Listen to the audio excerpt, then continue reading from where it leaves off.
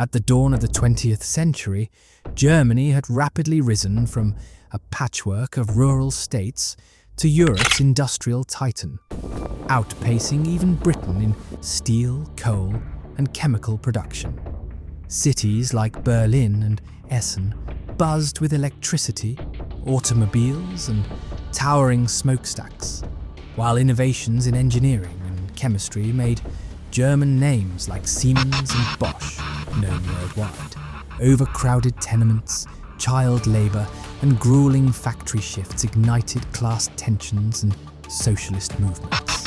As Germany's industrial might reshaped both its society and the balance of global power, its success bred the very rivalries that would soon plunge Europe into conflict.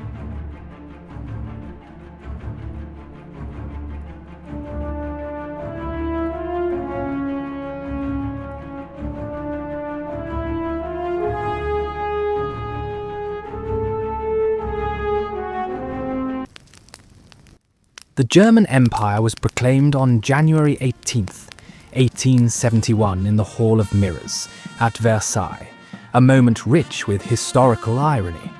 The ceremony took place in the palace of French kings, even as Prussian armies besieged Paris, symbolizing both Germany's unification and its enduring rivalry with France. The architect of this unification, Otto von Bismarck, had masterfully engineered a series of wars against Denmark, 1864, Austria, 1866, and France, 1870-71, to create a Prussian-dominated German state. The new Reich constitution carefully balanced federalism with Prussian hegemony, while the 25 constituent states retained their own governments. Real power rested with Prussia and its king, now German Emperor Wilhelm I. The new empire was a curious hybrid of modern and medieval elements.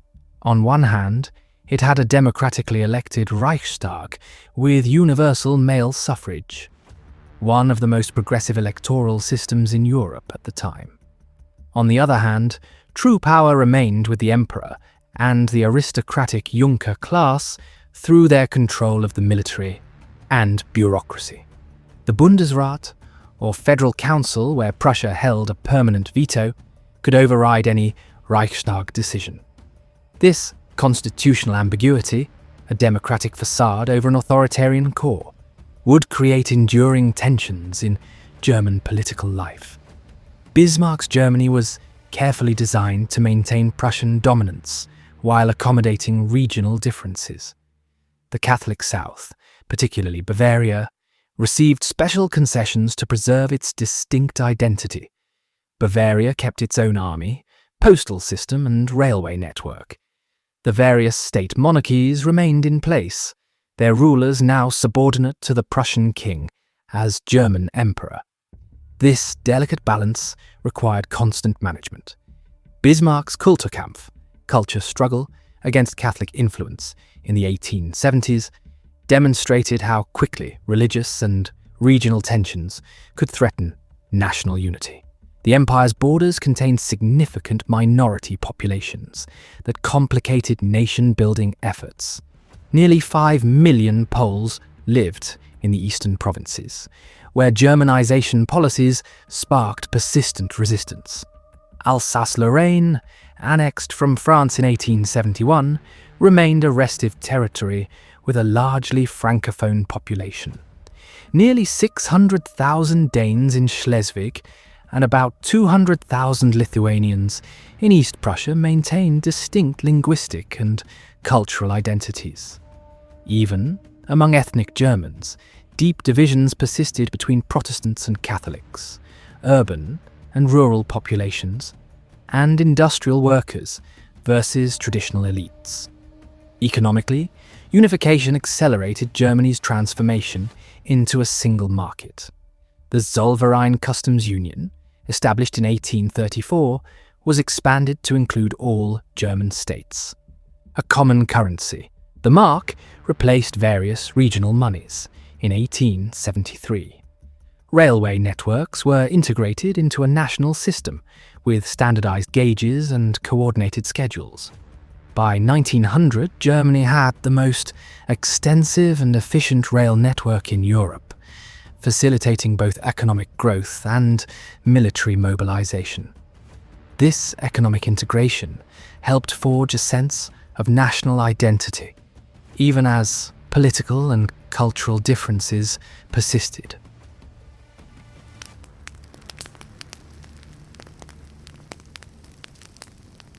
Otto von Bismarck, the Iron Chancellor, dominated German politics for nearly 3 decades following unification. His governance was a masterclass in realpolitik, the pragmatic manipulation of power without ideological constraints. Bismarck understood that the new German Empire was fragile, surrounded by potential enemies and fractured internally. His solution was a system of alliances abroad and controlled tension at home. The 1879 dual alliance with Austria-Hungary formed the cornerstone of his foreign policy, while domestically he played liberals against conservatives, Protestants against Catholics, to maintain his own power. Bismarck's domestic policies revealed his cynical brilliance. When Catholic political power grew threatening, he launched the Kulturkampf in 1871, restricting church influence through laws that gave the state control over education and clergy appointments. When socialism gained momentum, he switched tactics, banning the SPD in 1878, while simultaneously creating Europe's first welfare state with health insurance, 1883, accident insurance, 1884, and old age pensions, 1889. This carrot-and-stick approach aimed to make workers dependent on the state rather than revolution. Yet by 1890, both the Catholic Centre Party and SPD had emerged stronger than ever, proving the limits of Bismarck's manipulation. The Chancellor's foreign policy achievements were more enduring. His complex web of alliances isolated France while maintaining ties with both Austria and Russia. The 1887 Reinsurance Treaty with Russia was a diplomatic masterpiece, ensuring Germany wouldn't face a two-front war. At the Berlin Congress of 1878, Bismarck positioned himself as honest broker between European powers. Yet this delicate balance depended entirely on his personal skill. When the impetuous Wilhelm II dismissed Bismarck in 1890, the system quickly unraveled. The new Kaiser's refusal to renew the Russian treaty in 1891 pushed Russia into French arms, creating the very alliance nightmare Bismarck had worked to prevent. Bismarck's legacy was paradoxical. He created a unified Germany, but failed to create unified Germans. The Reichstag remained a powerless debating society, political parties fragmented along regional and class lines, and real power stayed concentrated in Prussian hands. His welfare state innovations were progressive, but his suppression of democracy stunted Germany's political development. Most dangerously, he established governance by crisis management, rather than institutional stability, a model that would collapse catastrophically under his less capable successors. The Bismarckian system's fatal flaw was its dependence on one man's genius. By concentrating all decision-making in his own hands, Bismarck created no mechanisms for power transition. His famous constitution was full of intentional ambiguities that worked only because he was there to interpret them. When Wilhelm II dismissed him with the infamous words, "I want to be my own Bismarck," neither the Kaiser nor anyone else could fill that role. The result was a vacuum of leadership that would ultimately lead Germany into the catastrophe of World War I. Behind Germany's industrial modernity lurked an archaic power structure, dominated by the Prussian Junkers. These East Elbian landowners formed a military bureaucratic caste that controlled the empire's vital institutions. Though economically overshadowed by industrialists like Krupp and Thyssen, The Junkers maintained political supremacy through their stranglehold on the officer corps and civil service. In 1913, over 70% of generals and 65% of higher civil servants came from Junker families, while they held disproportionate influence in the Reichstag through Prussia's three-class voting system. The Junker economy was rooted in the vast grain estates east of the Elbe River, worked by landless labourers under near-feudal conditions. When cheap American and Russian grain flooded European markets in the 1870s, the Junkers lobbied successfully for protective tariffs in 1879, creating the famous Marriage of Iron and Rye alliance with heavy industry. These tariffs kept food prices artificially high for Germany's urban workers, exacerbating class tensions while preserving Junker wealth. Even as Germany industrialized, agriculture remained politically sacred. In 1902, new tariffs raised grain duties by 35%, showing Junker power remained unbroken. By the early 20th century, the Junker class was living on borrowed time. Their economic base was shrinking. From 1882 to 1907, the percentage of Germans working in agriculture fell from 42% to 28%. Yet politically, they clung to power through their control of the military and bureaucracy. This growing contradiction between economic reality and political power would have disastrous consequences.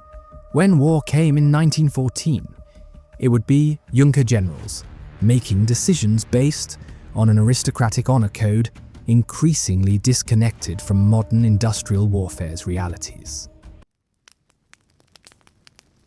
The accession of Wilhelm II in 1888 marked a turning point for Germany.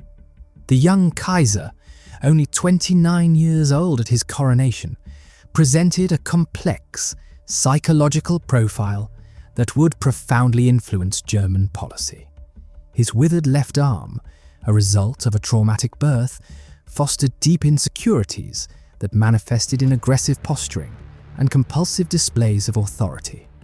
Historians have noted how Wilhelm's erratic behaviour, veering between Anglophile admiration and visceral anti-British sentiment, reflected his personal struggles with identity. Wilhelm's dismissal of Bismarck in 1890 represented more than a personal clash. It marked the end of careful Realpolitik and the beginning of reckless Weltpolitik. Where Bismarck had maintained a complex balance of European alliances, Wilhelm sought dramatic expansion.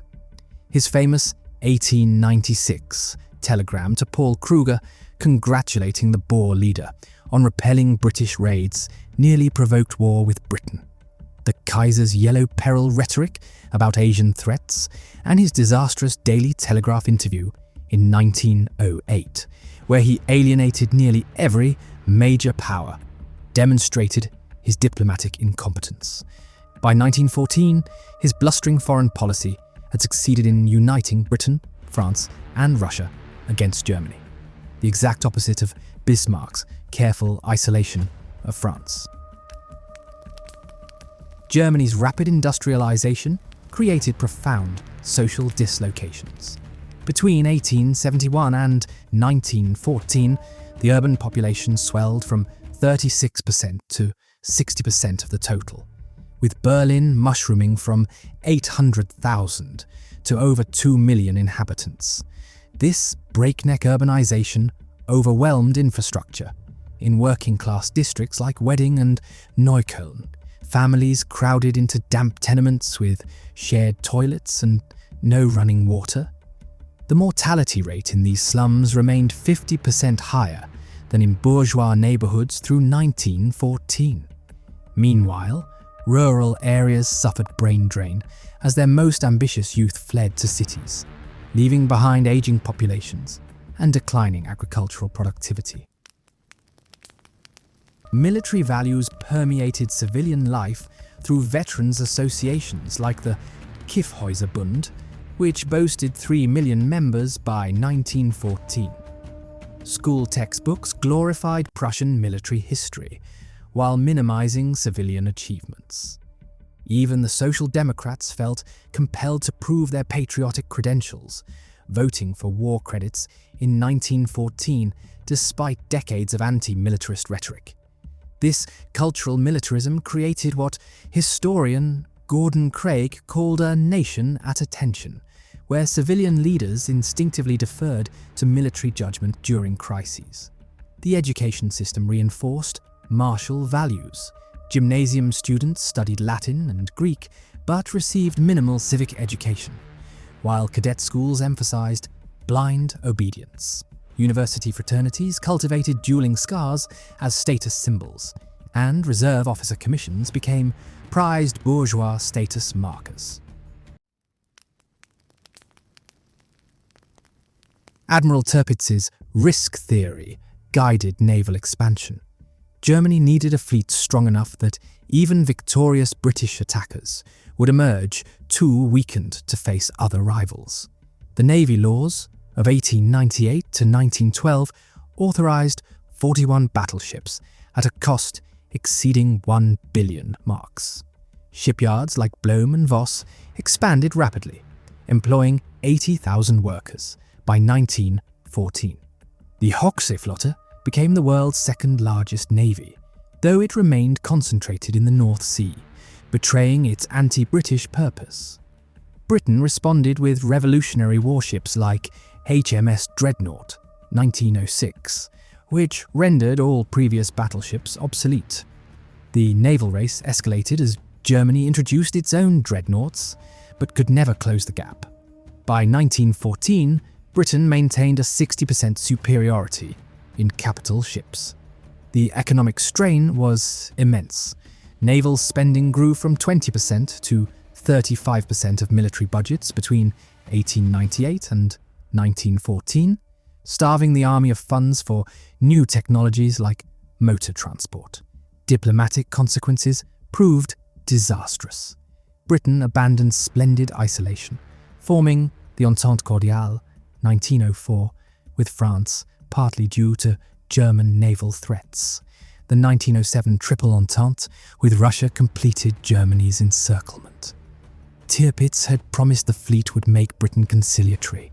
Instead, it made Britain hostile without providing real strategic advantage, the worst possible outcome.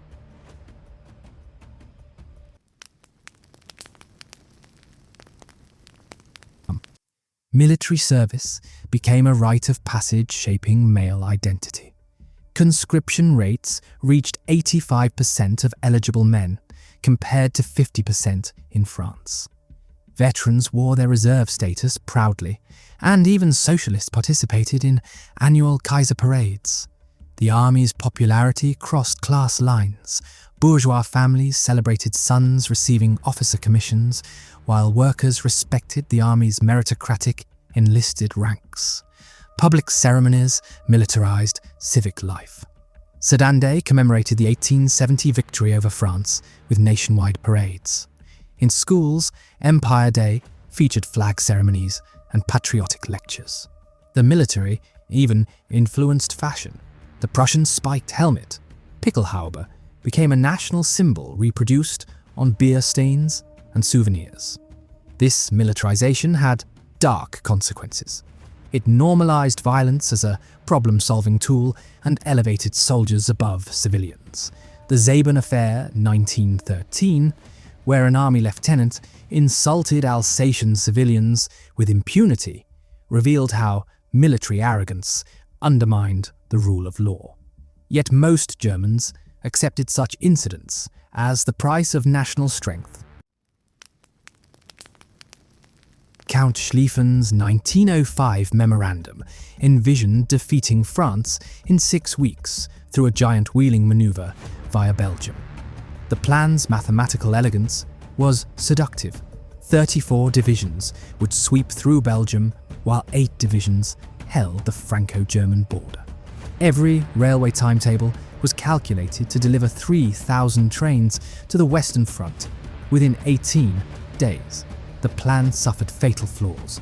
It violated Belgian neutrality, guaranteeing British intervention. It assumed impossible marching speeds, 30 kilometers daily for weeks. Most dangerously, it had no political flexibility. Mobilization meant automatic war. When Moltke the Younger modified it by weakening the right wing, he created the worst compromise. Enough provocation to bring Britain in, but insufficient strength for quick victory. The plan's rigidity reflected German staff culture. Officers were trained to execute plans flawlessly, not adapt to chaos. Schlieffen's dying words, "Keep the right wing strong," became dogma rather than advice.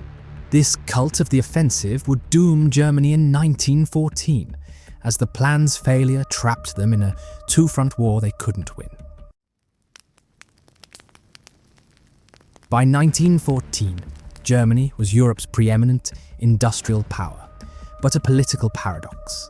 Its chemical and electrical industries led the world, yet its government remained dominated by agrarian aristocrats. Berlin's boulevards showcased modern prosperity, but its political system was medieval. The army was the world's most professional, yet its strategy was dangerously inflexible. This contradiction between modernity and tradition created explosive pressures. The ruling elite feared democratization would end their privileges, while workers resented exclusion from political power. Industrialists wanted global markets, but lacked the naval power to secure them. The Kaiser's erratic diplomacy had isolated Germany without providing compensating advantages. When crisis came in July 1914, these tensions produced fatal miscalculations. Believing war could unite society behind the monarchy, preserve Junker dominance against socialism, and achieve world power status, Germany's leaders embraced what they saw as an inevitable conflict. Their gamble would destroy the very system they sought to preserve, proving that Germany's economic might couldn't compensate for its political and strategic failures.